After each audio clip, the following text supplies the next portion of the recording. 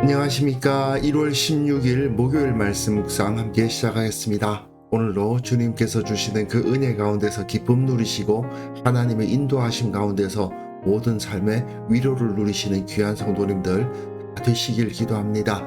오늘 본문은 에베소서 4장 17절에서부터 24절까지 말씀이고요. 통독할 말씀은 창세기 48장에서부터 50장까지 말씀입니다. 오늘 본문을 통해서 우리가 그리스도인이 과거와는 다른 삶, 세상과는 다른 삶, 결국은 이전과 다르고 세상과 다른 삶을 살아야 된다는 사실을 확인하면서 우리는 과연 어떻게 살아오고 있었는지 한번 생각해보는 시간 되었으면 좋겠습니다. 그럼 먼저 말씀 보시겠습니다. 그러므로 내가 이것을 말하며 주 안에서 증언하노니 이제부터 너희는 이방인이 그 마음에 허망한 것으로 행함같이 행하지 말라. 그들의 총명이 어두워지고 그들 가운데 있는 무지함과 그들의 마음이 굳어짐으로 말미암아 하나님의 생명에서 떠나 있도다.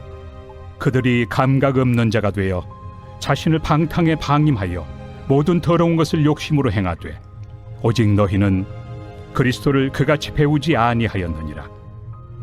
진리가 예수 안에 있는 것 같이 너희가 참으로 그에게서 듣고 또한 그 안에서 가르침을 받았을진데 너희는 유혹의 욕심을 따라 썩어져가는 구습을 따르는 옛사람을 벗어버리고 오직 너희의 심령이 새롭게 되어 하나님을 따라 의와 진리의 거룩함으로 지으심을 받은 새 사람을 입으라. 지금 우리는 에베소서의 현실적인 삶을 가르치는 부분을 읽고 있고요. 그리고 오늘부터 일상생활에서 사회생활을 하면서 우리가 교회가 아니라 일상 가운데에서 우리가 어떻게 살아가야 되는가에 대한 가르침을 읽어가게 될 것 같습니다. 어제까지 교회 이야기를 하게 된 것은 바울은 철저하게 그리스도인들은 기본적으로 교회를 자신의 정체성을 두는 곳으로 생각해야 된다고 가르쳐요. 그러니까 내가 회사에서 어떤 직책을 맡고 있느냐보다 내가 교회에서 어떤 직분을 맡고 있느냐가 나 자신을 설명하는데 먼저가 돼야 된다는 거예요. 내가 회사원이기 전에 그리스도인이고, 이거는 국가도 마찬가지예요. 대한민국 국민이기 이전에 하나님 나라의 백성이에요. 이러한 정체성을 가져야 된다고 먼저 못을 받고, 그 다음에 이제 그러니까 우리가 일상생활을 어떻게 살아야 된다라고 가르치고 있는 거죠. 지금까지 바울은 너희는 교회다. 교회는 구약시대의 이스라엘의 자리를 대체하는 하나님의 백성이라고 가르쳐 왔습니다.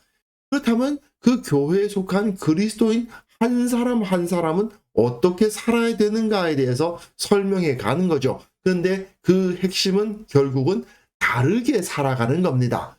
거룩하게 살아간다는 말과 다르게 살아간다는 말은 굉장히 일맥상통하는 것인데 여기서 설명하는 것은 그 당시의 삶으로부터 벗어나는 것이고 또 과거의 삶으로부터 벗어나는 것임을 알 수가 있어요. 그러므로 앞에서 교회는 이런 존재다라고 가르친 다음에 그러니까 이제 우리 각자는 교회에 속한 개인은 이렇게 살아야 된다 하는 거죠. 내가 이것을 말하며 주 안에서 증언하노니 이제부터 너희는 이방인이 그 마음의 허망한 것으로 행함같이 행하지 말라. 그리스도인으로서 살아가는 거룩한 삶의 대척점에 서 있는 것이 뭐냐 하면 허망한 삶이에요. 이 허망하다는 것은 전도서에서 나오는 헛되고 헛되며 헛되고 헛되니 모든 것이 헛되다 했던 그 헛됨과도 연결되어 있고, 하지만 그것보다 더 중요한 것은 뭐냐 하면 우상을 말하는 거죠. 이사야서에 보면은 보라 그들은 다 헛되며 그들의 행사는 다 허무하고 그들이 부어 만든 우상들은 바람이요 공허한 것뿐이니라 되어 있거든요. 우상이라는 것 자체가 헛된 우상이에요. 헛됨이라는 말 자체가 우상을 표현하는 데 많이 쓰인 단어거든요. 그래서 바울은 그들이 총명이 어두워지고 그들 가운데 있는 무지함과 그들의 마음이 굳어짐으로 말미암아 하나님의 생명에서 떠나 있도다. 그들이 감각 없는 자가 되었다라고 계속 반복해서 이야기하는데 이게 전부 다 우상을 표현하는 거예요. 우상은 사실 총명하고는 아무 관계 없잖아요. 그냥 나무 조각, 돌덩어리일 뿐이니까 그들 가운데 무지하다. 마음이 굳어졌다, 딱딱하다. 이게 전부 다 우상을 표현하는 것이고 그 우상을 섬기는 사람들은 우상처럼 된다 그 말이에요. 그러니까 그 안에서 생명이 있나요? 우상에 무슨 생명이 있어요? 그러니까 하나님의 생명에서 떠나 있다는 것이죠. 감각이 없다. 돌덩어리, 나무 조각이 무슨 감각이 있겠어요? 그러니까 그 우상을 말하는 것인데 너희가 저 우상을 숭배하면 우상처럼 되어서 총명은 어두워지고 무지해지고 마음은 굳어지고 생명에서 떠나 있고 감각 없는 자가 된다라고 말을 하는 겁니다.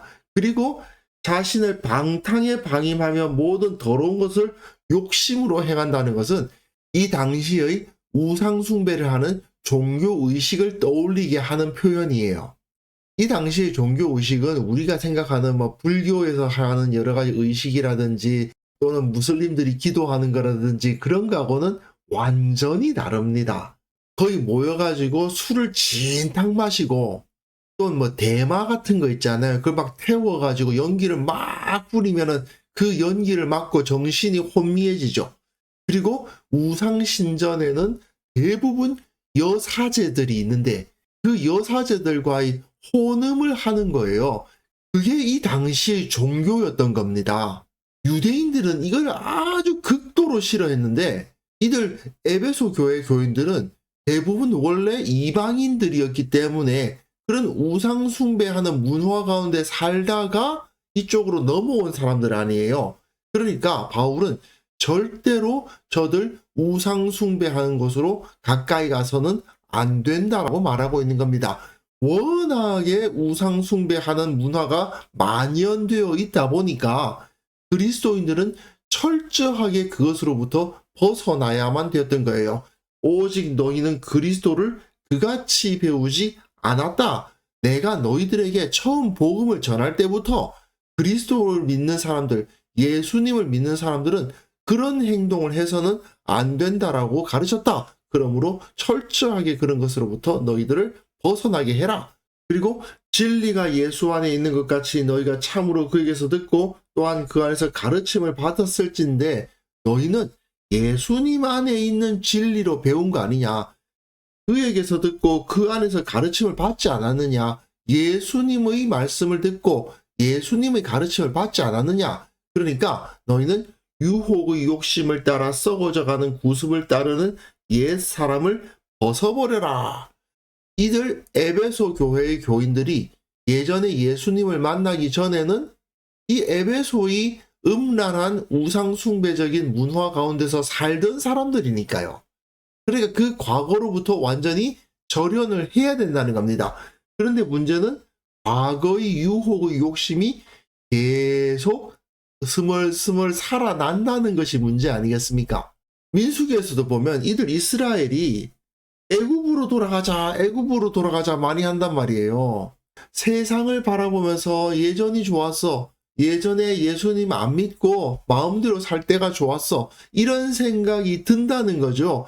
그렇기 때문에 바울은 너희 심령을 새롭게 해서 하나님을 따라서 의와 진리의 거룩함으로 지으심을 받은 새 사람을 입어야지. 즉 옛 사람은 벗어버리고 새 사람을 입어야만 한다. 과거의 너희들과 완전히 단절해야 된다라고 강조를 하는 겁니다. 근데 사실 어떤 사람의 과거라는 것 자체가 그 사람의 정체성을 형성하잖아요. 과거에 이렇게 살아왔으니까 현재의 내가 있는 거 아닙니까? 그러다 보니까 과거로부터 완전히 절연하고 새로운 삶을 살아간다는 게 말처럼 쉬운 건 분명히 아니죠. 그러니까 하나님을 따라서 의와 진리의 거룩함으로 지으심을 받은 새 사람을 입지 않으면, 완전히 변화되려고 노력하지 않으면 안 된다. 결국 그것을 위해서 매일 꾸준하게 노력하는 삶을 살아야 된다는 겁니다.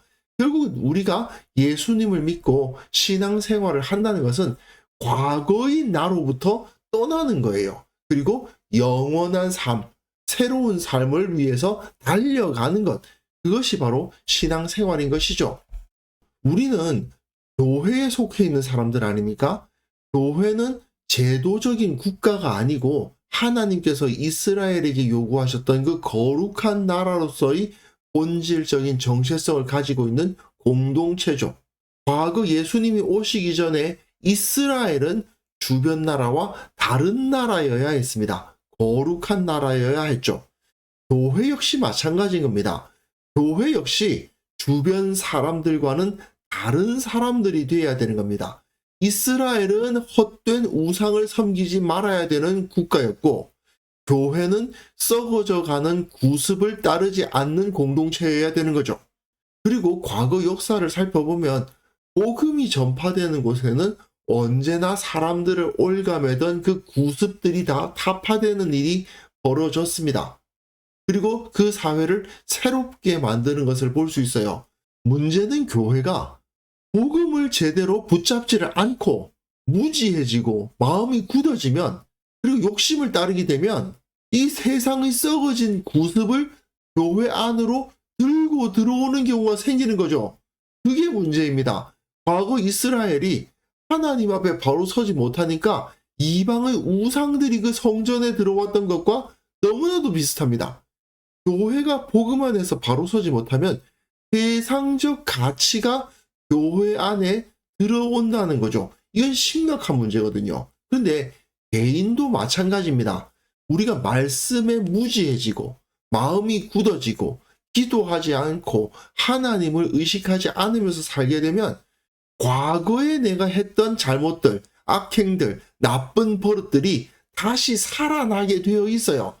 내가 예수님 믿고 그거 다 끊었다라고 말하지만 복음을 온전히 붙들지 못하면 과거에 끊었던 나쁜 버릇이 스멀스멀 다시 살아나가지고 다시 뿌리 내립니다.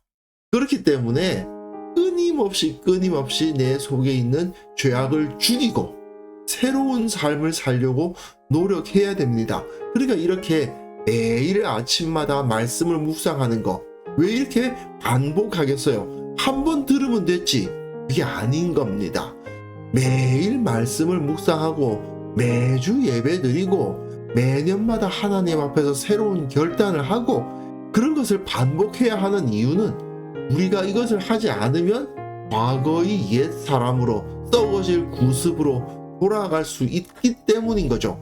그래서 이 시간 함께 기도하실 때에는요, 과거의 죄악이나 악습을 끊고 오직 주님 보시기에 합당한 삶을 살아가게 하옵시고, 우리 교회 모든 성도들 거룩하게 하시고 온전히 주님 앞에 기쁨을 드릴 만한 아름답고 강건한 자들 되게 하여 주옵소서. 함께 기도하는 시간 가졌으면 합니다.